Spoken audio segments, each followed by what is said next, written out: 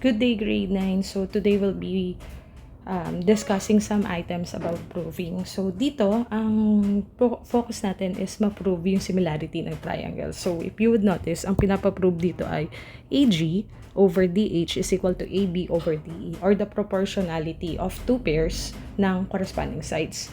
Pero kung mapapansin mo, ang given ay triangle ABC is similar with triangle DEF. This is triangle ABC and this is triangle DEF. And if you would notice, yung AG at DH ay altitude ng dalawang magkaibang triangle. That is triangle ABC sa triangle DEF. Altitude sila. Then, DH, AB over DE ay ito. So, altitude siya nung dalawang similar triangle. Yung proportionality ng altitude, yung pinapaprove sa atin. So, hindi kasi siya kagaya ng, hindi kasi natin pwedeng sabihin corresponding yung altitude nila. So, kailangan natin siyang i-prove. So, to prove this, ang goal natin ay ma-prove na yung triangle ABG ay similar kay triangle DEH. Kasi once na ma-prove natin yun, yung kanilang sides ay proportional na. And itong AG and DH, then AB and DE ay corresponding sides ng triangle ABG sa triangle DEH. So, yun yung goal natin. Ma-prove yung similarity ng dalawang triangles na nakapaloob sa triangle ABC and triangle DEF. So, sulat ko muna yung given dun sa ating two-column proof. Yan. So, sinimulan ko sa pagsusulat ng mga given nating statements. So, triangle ABC similar with triangle DEF, reason given. AG is an altitude of triangle ABC, given. DH is an altitude of triangle DEF, given. So, from there, focus muna tayo dito.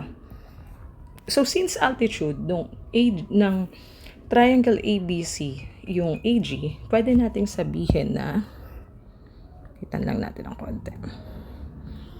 Since altitude ng triangle ABC yung AG, pwede nating sabihin AG or side AG is perpendicular with segment BC. Since altitude na siya. So, ibig sabihin, ito ay perpendicular dito. Reason, definition ng altitude. Kasi sabi natin, si AG ay altitude ng triangle ABC. Now, aside from that, pwede na rin nating isabay dito sa statement natin na DH is perpendicular with EF. Same reason, definition of altitude. Since sabi natin, DH is an altitude of triangle DEF, so that means DH is perpendicular with EF. Then from there, pwede na nating sabihin na angle, wait, ayusin ko lang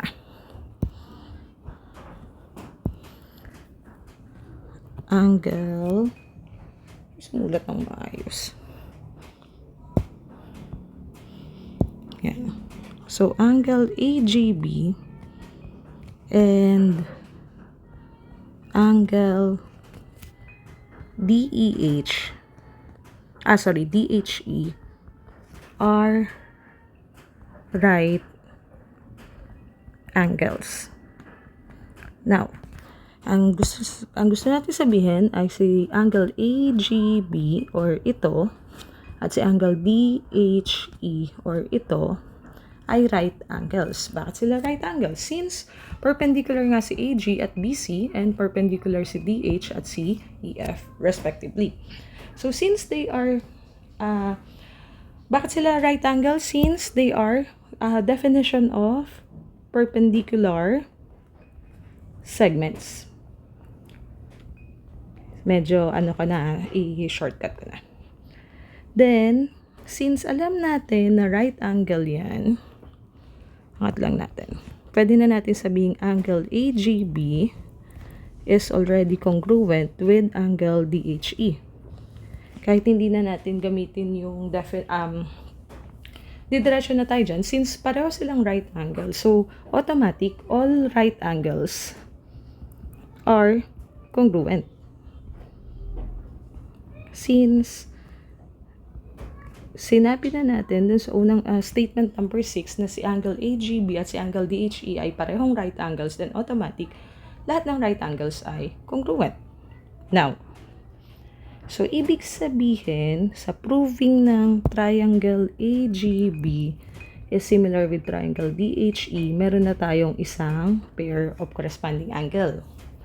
Eh di ba lagi natin sinasabi na kahit 2 pairs lang ng corresponding angle, pwede na natin sabihin na similar yung triangle.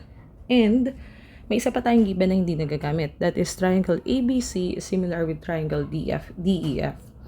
And with that, pwede kong sabihin na angle B is congruent with angle E. Bakit po? Kasi di ba yung angle B at angle E ay parehong present kay triangle ABC at triangle ABG.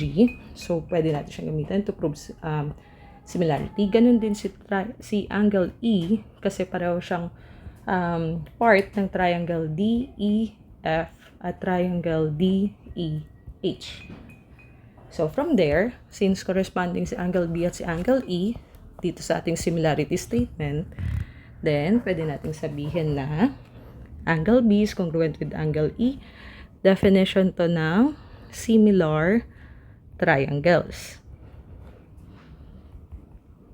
Since similar triangles has pairs or has 3 pairs of congruent, 3 pairs of corresponding and congruent angles. So, from there, meron na akong isa, dalawa. So, meron na akong 2 pairs of angles na congruent sa isa't isa. So, pwede ko na sabihin na triangle ABG is similar to triangle, wait lang, kunin lang natin yun. So, triangle ABG is similar with triangle DEH. Reason, AA similarity theorem.